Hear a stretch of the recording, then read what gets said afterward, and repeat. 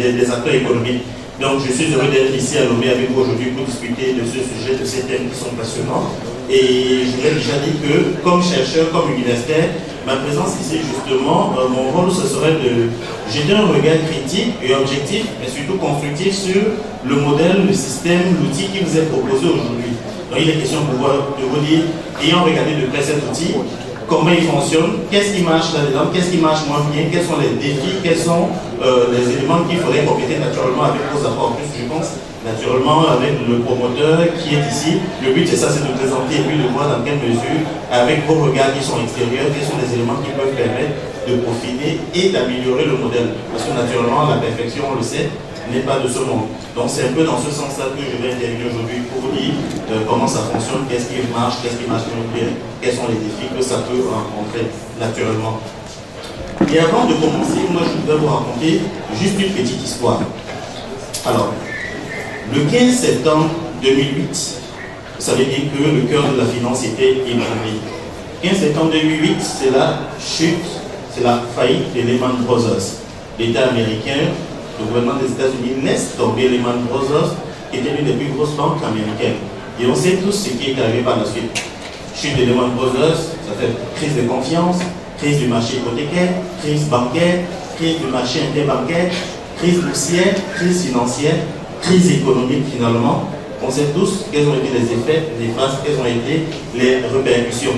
Ce sur quoi je veux qu'on s'attarde, ce sont les recettes, les solutions que les gouvernements ont voulu apporter à cette crise-là. Après, je vous dirai pourquoi je commence par cet exemple. Vous voyez qu'il y a une transposition parfaite qui peut être faite compte tenu du contexte actuel et puis des solutions qu'on veut apporter. Pour éradiquer la crise financière, la crise économique, qu'est-ce qu'on a proposé?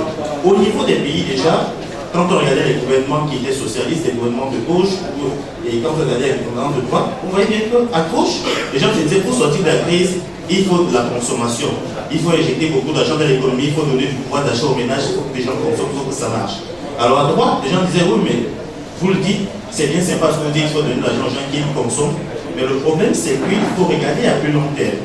La croissance va redémarrer si on donne vraiment du pouvoir d'achat aux gens. Le pouvoir d'achat qu'on donne aux gens, c'est pas de leur donner un chèque tout de suite, c'est de faire beaucoup d'investissements, d'injecter beaucoup d'argent dans l'économie, de construire, de lancer des travaux, et ce sont ces travaux qui vont créer des emplois durables.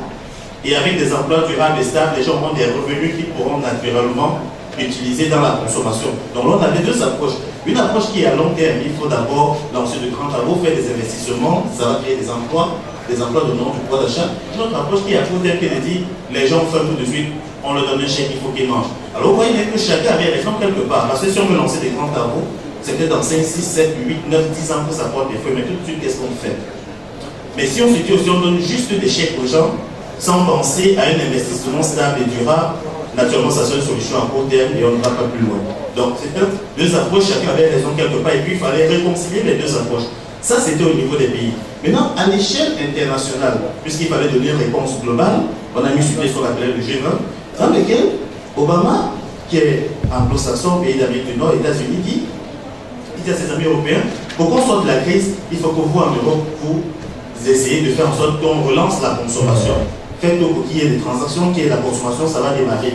De l'autre côté de l'Atlantique, Sarkozy et Merkel lui disent c'est bien, c'est pas ce que tu nous racontes Obama, mais pour l'instant, on ne peut pas relancer la consommation tant qu'on n'a pas revu le système. S'il y a un problème aujourd'hui, c'est parce que dans le système, il y a eu une faille. Alors, quand tu viens d'injecter l'argent sans avoir réglé le problème, c'est comme arroser le désert. Donc, il faut d'abord, on va injecter de l'argent comme tu demandes, ça c'est clair, mais avant ça, il faut moraliser le capitalisme. Il faut revoir qu'est-ce qui n'a pas marché, qu'est-ce qui n'a pas fonctionné dans le dispositif. Il faut retoucher, il faut repenser le modèle gouvernement, il faut repenser le système. Une fois qu'on doit repenser, naturellement, on va faire les investissements qu'il faut. Là, on voit que chacun des deux a raison quelque part. Il faut bien des investissements tels que le demande Obama. Il faut des transactions, il faut du commerce, il faut de la consommation. Mais on ne peut pas consommer juste comme ça, comme si rien ne s'était passé. Il y a quelque chose. On ne peut pas juste relever les banques, les recapitaliser et puis dire, that's it, on redémarre, tout bête. Il n'y a pas de problème, ça ne peut pas se terminer juste avec une tête dans le dos. Il faut revoir des choses. Il y a eu de la spéculation, il y a eu un capitalisme sauvage qui n'a pas fonctionné. Donc, quelque part, il faut reconstruire les deux modèles. Donc là, vous voyez que les deux ont raison et puis c'est une question d'approche. Il faut voir comment réconcilier les approches. Donc c'est la petite histoire que je voulais raconter pour débuter. Et puis vous verrez pourquoi je l'ai raconté au départ. Parce que tout à l'heure, dans ce qu'on va proposer, c'est justement un système, un modèle un dispositif qui permet de réconcilier tous ces modèles-là, de réconcilier toutes ces propositions qui sont intéressantes chacune avec ses faiblesses et lacunes, mais réconcilier des modèles de ce genre. Alors, il est naturellement question de faire un lien entre tous ces éléments-là et les objectifs du millénaire pour le développement. Les objectifs du millénaire pour le développement, je ne veux pas revenir dessus de long en large puisque mon frère et confrère l'a si bien fait. Il faut juste dire, en 2000, on s'est dit qu'au 2015, il y a 8 objectifs. C'est 8 objectifs qu'il fallait atteindre pour 2015, pour le 31 décembre 2015, pour être plus précis. Alors, les 8 objectifs, je vais peut-être m'attendre sur les deux premiers, qui sont vraiment importants. Le premier, c'était quoi? Enfin, tous sont importants, mais ce qui nous concerne de plein fouet, la réduction de la pauvreté. C'était le premier objectif. Le deuxième, c'était justement la scolarisation et tout, de l'analphabétisation. Quand on regarde aujourd'hui à l'échelle mondiale, aujourd'hui, alors qu'on est à 869 jours de la date du droit, plus la date du droit sur le 31 décembre 2015. Quand on est à 869 jours, est-ce que les objectifs sont atteints? Poser la question, c'est y répondre. Quand vous regardez aujourd'hui dans le monde, est-ce qu'on a réduit significativement la pauvreté? La question ne se pose même pas. Et il y a encore près d'1,2 milliard d'individus sur la planète qui vivent dans l'extrême pauvreté. Il y a encore un individu sur 8 dans le monde qui dort affamé. Est-ce qu'on peut dire qu'on a réduit la pauvreté? Donc, à 869 jours de la date butoir, c'est loin d'être atteint, comme il le mentionnait au niveau du Togo. Mais même à l'échelle mondiale, ça ne fonctionne pas. On voit bien que ça n'a pas marché. Il y a eu plusieurs initiatives, il y a eu des modèles, l'Union européenne a tenté des choses, OCDE, ainsi de suite. Ça n'a pas fonctionné. Donc, ça fait qu'aujourd'hui, le problème est encore là. Est-ce que l'analphabétisation est derrière nous? Je ne pense pas. Donc, aujourd'hui, il faut bien se poser la question, qu'est-ce qu'on fait quand on regarde les résultats aujourd'hui, quand on regarde la date butoir, qui est pour bientôt, est-ce que tout a fonctionné?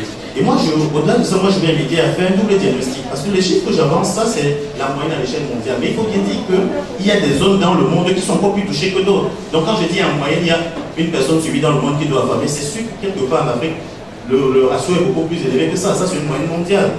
Donc, ça veut dire que, oui, les objectifs du millénaire pour le développement, ça, c'était un objectif à atteindre mondialement, ensemble. Mais d'un point de vue africain, nous avons un autre combat à mener parce qu'on ne parle déjà pas du même pied d'égalité que les autres. Sur le chemin du développement, on ne parle pas, la ligne de départ n'est pas la même pour tous. On ne parle pas de zéro, on parle de moins quelque chose. Donc on a autre chose à regarder, déjà qui concerne notre développement. Alors, il y a eu des initiatives sur le plan africain, d'abord pour répondre aux OMD, mais aussi sur le plan africain pour rattraper notre sous-développement. On s'est rendu compte rapidement que aujourd'hui, en 2013, on ne peut pas se développer de la même manière que les pays développés l'ont été à leur époque. Vous pensez aujourd'hui encore que le modèle de Rostow, qui est le modèle économique privé qu'on enseigne, qui dit les 5 étapes de la croissance, pour devenir un pays développé, il faut passer par les pays. Alors la croissance, il y a le take-off, le décollage, Vous pensez vraiment qu'aujourd'hui, en 2013, on peut encore suivre les mêmes étapes que les États-Unis, que l'Europe occidentale ont suivi à l'époque? Non, ça ne marche pas. Le contexte n'est plus le même, la réalité n'est plus la même. Aujourd'hui même encore, je m'en souviens encore au sommet de Kyoto où on disait en 2010 il faut que certains pays arrêtent la pollution. Ils disaient aux États-Unis, écoutez, vous êtes développés en polluant, aujourd'hui vous êtes développés, vous nous dites ne polluez plus. Il faut le développement durable, il faut être écologiquement responsable. Mais si vous êtes développés, c'est parce que vous avez justement, si on est où on en est aujourd'hui, c'est parce que vous avez sérieusement, massivement pollué. Donc vous voyez qu'avec le contexte actuel où on dit tout le monde ne pollue plus, regardons la couche d'ozone et autres, c'est clair que le contexte est le même, on ne peut plus dire on va se développer de la même manière. En Afrique, on a voulu penser à un autre modèle qui a été le DEPAD, le nouveau partenariat pour le développement en Afrique. Le DEPAD, pour dire brièvement, c'était un peu un concept qui voulait que, bon, ok, comme on ne peut pas se développer comme les autres ont été à leur époque, il faut qu'on pense à un modèle qui veut que le développement soit basé sur un transfert de ressources du nord vers le sud. Donc, l'Occident, l'Amérique, l'Europe, transfèrent suffisamment de ressources en Afrique qui pourra se développer. Sincèrement, vous croyez à ça? Tout économiste peut vous dire aucun pays dans le monde, aucun pays ne s'est jamais développé sur la base de l'aide. Ça ne fonctionne pas. Le développement d'un pays est basé sur le travail, les investissements de ses nationaux. Il faut de l'effort, il faut de l'investissement, il faut de la production, il faut de la transformation. Donc, on ne peut pas juste dire aujourd'hui on nous envoie beaucoup d'argent et puis on sera bien. Non, ça ne fonctionne pas. Donc voilà pourquoi le NEPAD aussi n'a pas marché.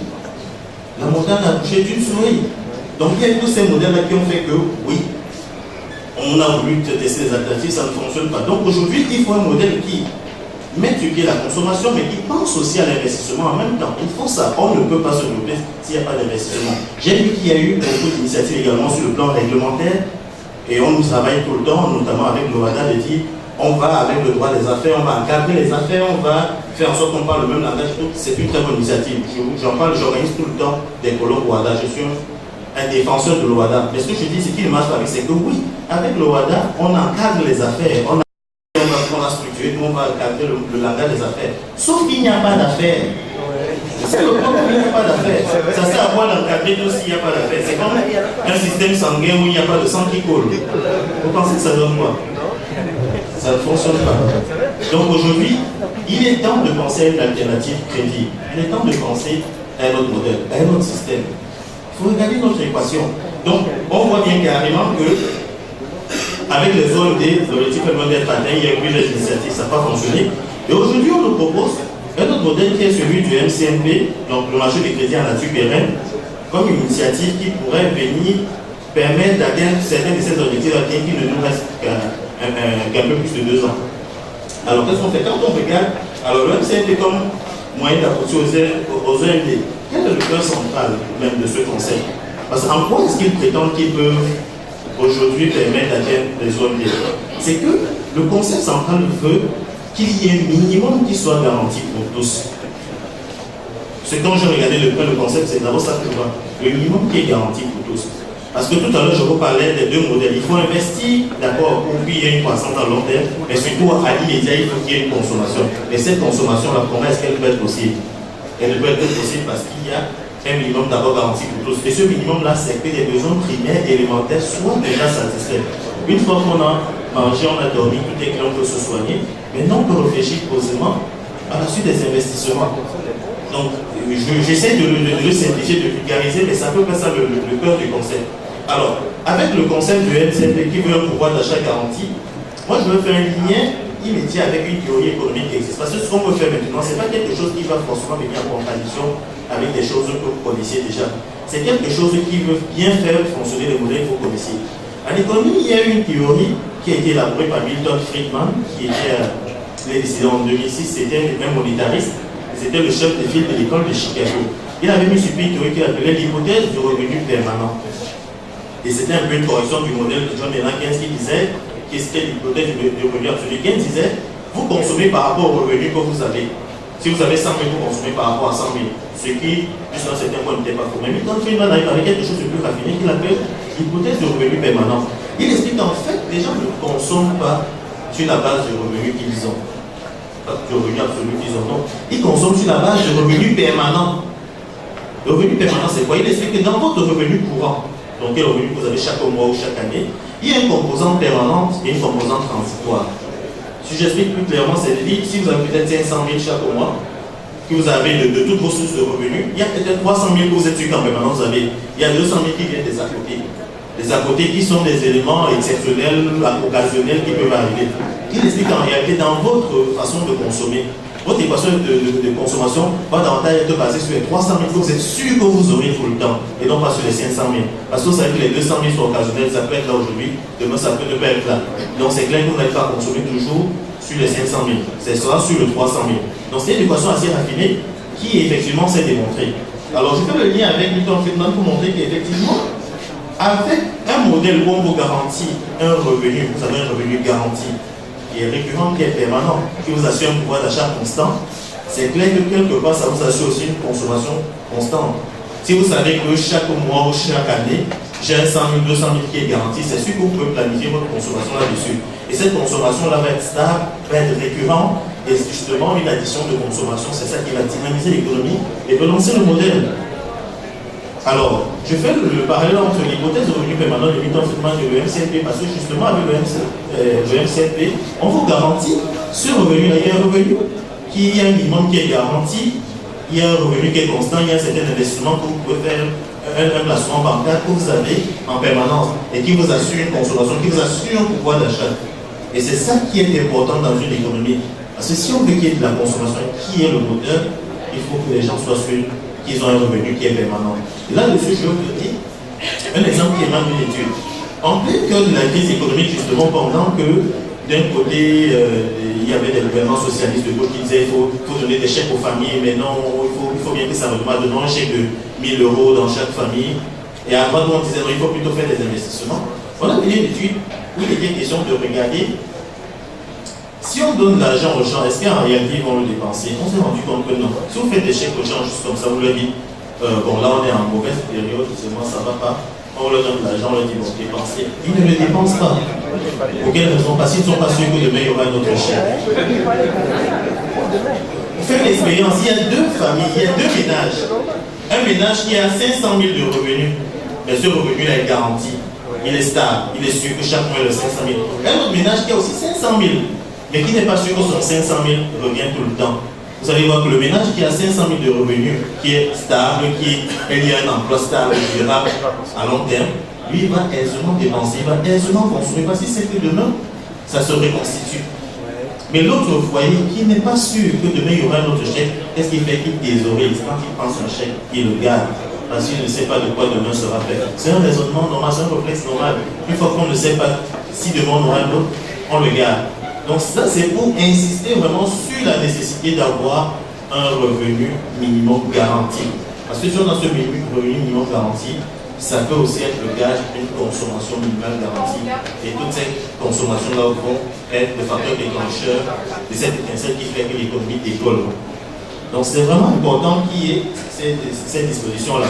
Donc c'est l'élément, si vous deviez retenir une chose de mon intervention, je voudrais vraiment que vous sachiez qu'avec ce modèle-là, de ce que j'ai pu en comprendre, c'est qu'il y a ce minimum qui est garanti et qui lui dit capital minimum garanti, revenu minimum garanti, pouvoir d'achat minimum garanti, peut être aussi une consommation qui est assurée. C'est vrai qu'on a besoin de la consommation, mais il faut donc un pouvoir d'achat pour consommer. Si on n'a pas de pouvoir d'achat, on ne consomme pas. Un autre élément qui semble intéressant avec le concept, c'est qu'ici, il y a une forme de désacralisation de la monnaie. Vous savez, si on est tous, même dans nos rapports, pas seulement à l'international économique, même dans nos rapports personnels, certains problèmes qu'on a sont liés à la monnaie, sont liés à l'argent. L'argent était supposé être un vecteur, c'était supposé être un relais.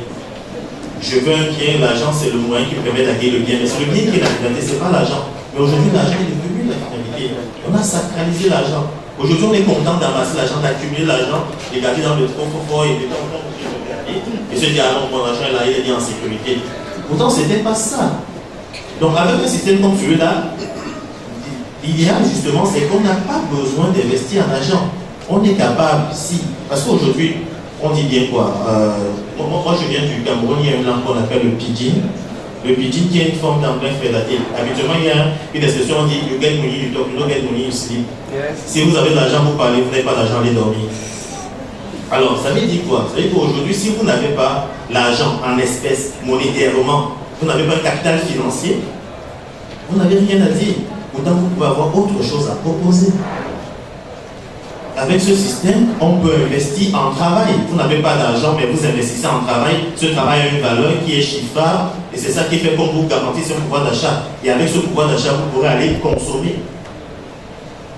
Donc ça fait que vous n'avez plus nécessairement besoin d'investir en argent, en liquide. Vous pouvez investir en d'autres choses. En d'autres argent, vous avez autre chose à proposer. Je pense que chaque être humain a au moins un facteur de production en sa possession. Ça peut être son intellect, ça peut être sa force de travail, ça peut être d'autres sont calés dans ça peut être tout ce que vous avez apporté.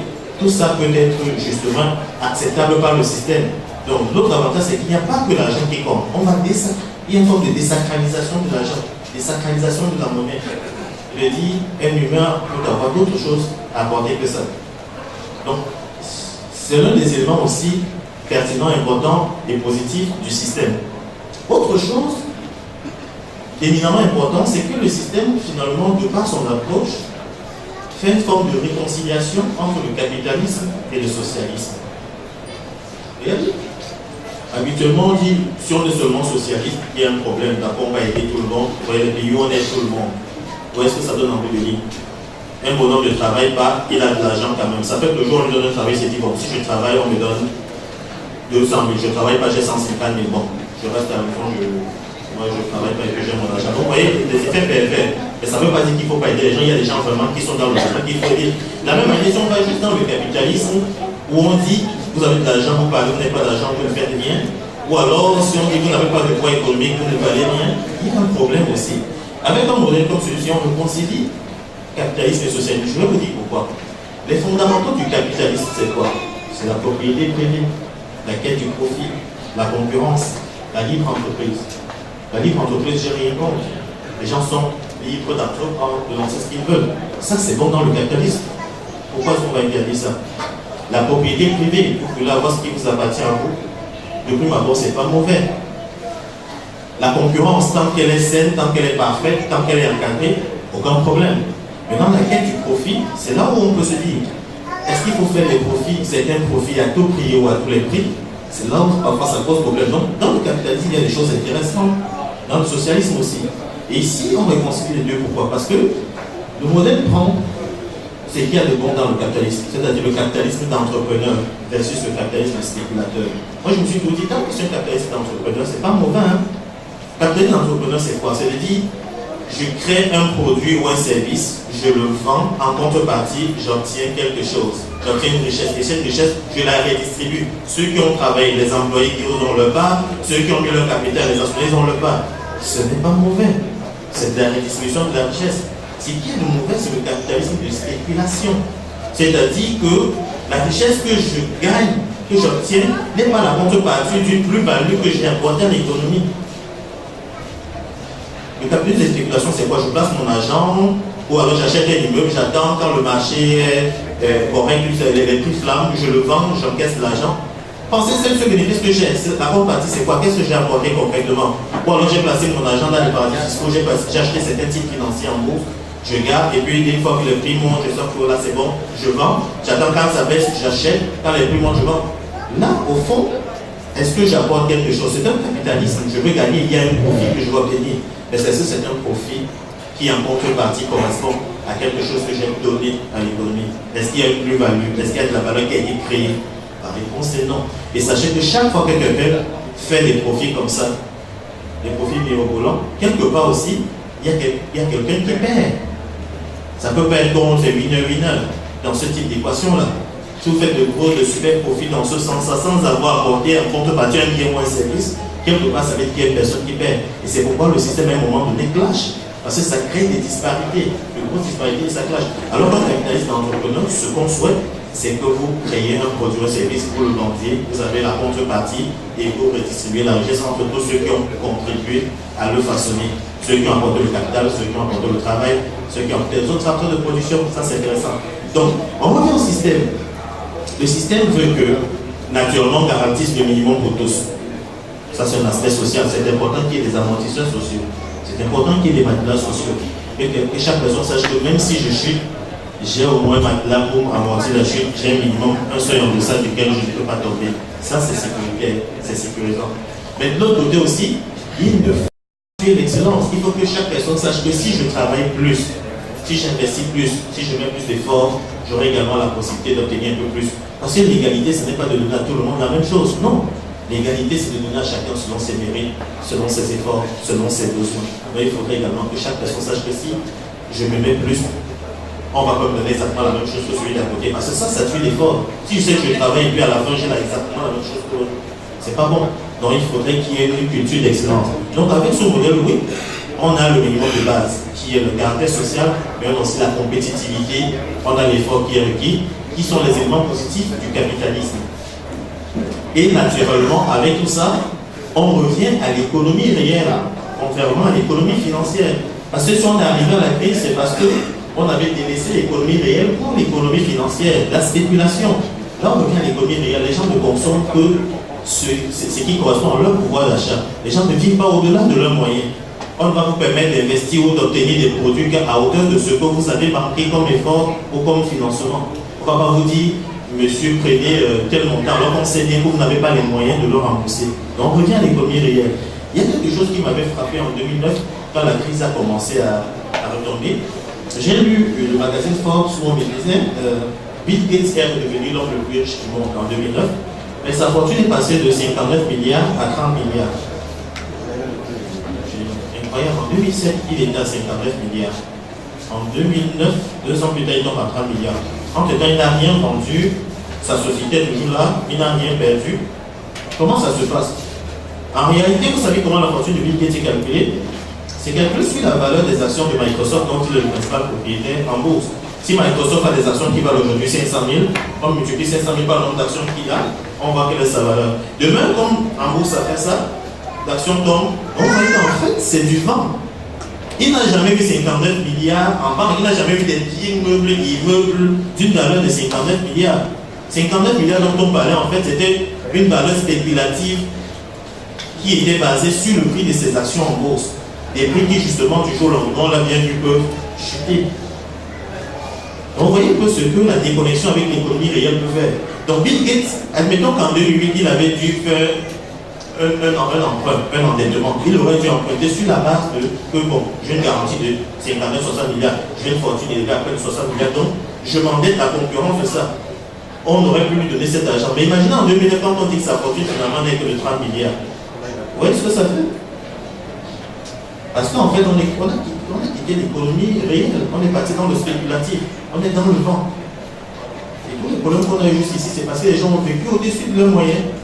Il y a une déconnexion entre la masse monétaire et la base monétaire. Les gens ont pris les biens et services qui ne correspondaient plus à leur capacité même de financement. Donc, avec un modèle de ce genre, on revient à une économie réelle. On va lentement, mais on va sûrement. Les gens ne consomment qu'à hauteur de leur capacité, les gens ne consomment qu'à hauteur de leur réel pouvoir d'achat. S'ils veulent consommer plus, ils ont plus d'efforts à faire pour accroître leur pouvoir d'achat, ce qui va leur garantir naturellement notre consommation. Mais au moins, dans ce cas-là, on sait qu'il n'y a pas un clash en bout de ligne. Alors maintenant, pour continuer, ce que je vais évoquer par contre, c'est qu'un modèle comme celui-là, naturellement, tout est beau, tout est sympa, mais il y a des défis, surtout à l'international, puisque justement, on va se parler de l'aspect international. Pour que ça marche bien, et on l'a bien vu avec d'autres modèles économiques, notamment les marchés financiers que j'étudie beaucoup. J'aime d'ailleurs combien il livre là-dessus sur les conditions de viabilité de marché financier. On a bien vu que pour que le marché décolle, on a besoin d'une taille critique. Et dans ce modèle également, je pense que ça va être la même chose. Pour que ce modèle-ci fonctionne, c'est sûr que vous êtes 2, 3, 4, 5, 6, 700 personnes, ça aura du mal à décoller. Pour que ça marche bien, il faudrait qu'il y ait une taille critique, qu'il y ait un certain nombre, un nombre de personnes en masse pour faire décoller. Parce que pour que ça marche, il faut qu'il y ait beaucoup d'opérateurs qui proposent des produits et services dans le réseau, qu'il y ait beaucoup d'opérateurs qui s'engagent dans le réseau. Si vous n'êtes que 10, ça aura du mal à décoller. Donc il faut vraiment des milliers de personnes, des milliers d'opérateurs, que ce soit les personnes physiques, les personnes morales, et qu'il y ait des gens qui proposent la force de travail, d'autres qui proposent du capital, d'autres qui proposent des produits et services.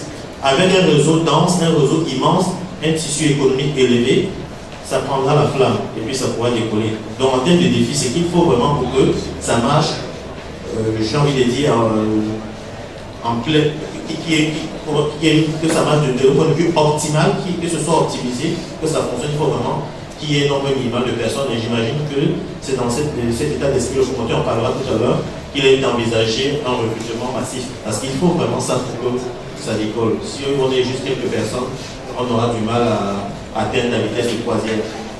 L'autre chose, à l'international, parce que ça c'est un modèle qui fonctionne, au Togo, qui pourrait bien fonctionner au Bénin, en Côte d'Ivoire, au Cameroun, au Nigeria. Mais maintenant, si on veut interconnecter les pays, faire en sorte que quelqu'un qui est au Cameroun, au Nigeria, au Bénin, puisse consommer des produits qui sont disponibles au Togo, il y aura, je le pressens, un problème de parité. Parce que le système, vous le savez bien, et on aura l'occasion d'en discuter tout à l'heure, veut qu'avec votre pouvoir d'achat, vous puissiez obtenir des biens et services dans le réseau. Maintenant, au Togo, on a la même réalité, quasiment socio-économique, les biens valent à peu près la même chose sur l'étendue des quoi. Mais si quelqu'un du Bénin ou quelqu'un de la Côte d'Ivoire, je dirais même quelqu'un du Ghana, veut quelque chose qui se trouve au Togo, je crois que là, il faudra définir des questions de parité. Parce que vous le savez bien, une règle économique élémentaire veut que la valeur d'un bien économique réside dans sa rareté. Ça veut dire que si un bien est rare, il a de la valeur, s'il n'est pas rare, s'il est banal, il perd de la valeur. Donc quelque chose qui peut avoir une certaine valeur au Togo peut ne pas avoir la même valeur au Ghana. Donc un Ghanéen qui veut s'approvisionner sur le marché togolais, il est fort probable que le prix, le montant que vous le proposez pour ça, ne soit pas nécessairement le même montant que lui perçoit, en raison du fait que dans les deux pays, le bien n'a pas nécessairement la même valeur. Donc je crois qu'il y aura des questions de parité à l'international.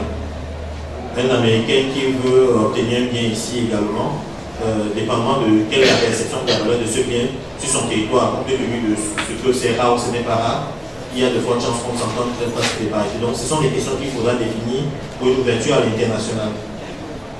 Et naturellement, pour que tout ça fonctionne, qu'un système comme celui-là fonctionne, il faut une plateforme, un dispositif, un outil fiable. Parce que s'il y a plusieurs consommateurs, plusieurs producteurs, plusieurs apporteurs, plusieurs entreprises qui sont connectées au réseau, pour faire, parce que c'est toute une économie qui est un modèle économique qui est lancé là, pour que le tout fonctionne, il faut que chacun, et on le sait bien, doit avoir un compte, il faut que tous les comptes soient centralisés, il faut qu'il y ait un outil, un logiciel, un dispositif, une plateforme qui puisse comptabiliser, faire la comptabilité de tout un chacun, qu'on puisse savoir quelle est la situation réelle de chaque personne en termes d'investissement, en termes de revenus, en termes de salaire, en termes de pouvoir d'achat.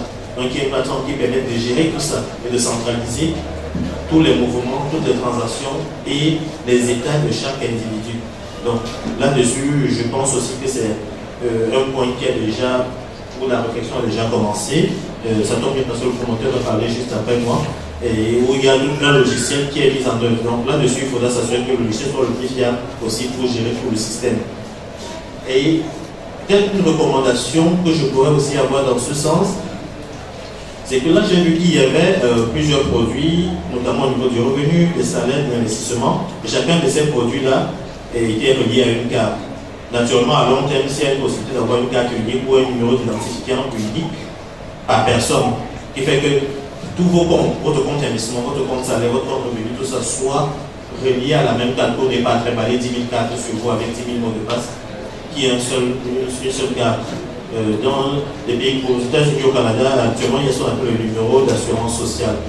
Une fois que vous donnez seulement ce numéro à 9 chiffres à quelqu'un, il est capable de savoir exactement quelle est votre situation du crédit, est-ce que vous devez de l'argent à quelqu'un. Avec seulement ce numéro, on retrace tout votre historique dans le pays. Si vous avez déjà fraudé au métro, on le saura. Si vous avez déjà giflé votre capital, on le saura. Donc, un numéro qui retrace tout votre historique. Donc, j'imagine avec un numéro d'identifiant personnel pour chaque personne, peut-être une seule carte, on pourrait raccorder tous les services ou alors tous les. Il peut toujours avoir naturellement plusieurs comptes, mais tous les comptes étant rattachés à une unique carte et à un seul numéro, pour pas que les gens aient 10 000 cartes à gérer. Donc, ça, c'est en termes de recommandations ce que je pourrais apporter. Je l'ai précisé dans ce jeu, moi, j'agis comme scientifique, comme chercheur, donc je regarde le système, qu'est-ce qui fonctionne, qu'est-ce qui serait amélioré. Et naturellement, une question, la dernière que j'ai, avant de passer la parole au promoteur, c'est de savoir un système comme celui-là, et bon, naturellement, c'est pas moi qui répondra, c'est à vous. Est-ce que c'est un système qui est expliqué pour suppléer, compléter ou remplacer le système économique actuel? Est-ce qu'on va évoluer parallèlement à celui-là? Est-ce qu'on veut l'accompagner, l'appuyer? Est-ce qu'on veut le remplacer en bout de ligne? Donc c'est sur ça que je termine. Merci beaucoup, merci pour votre bien-aimable attention.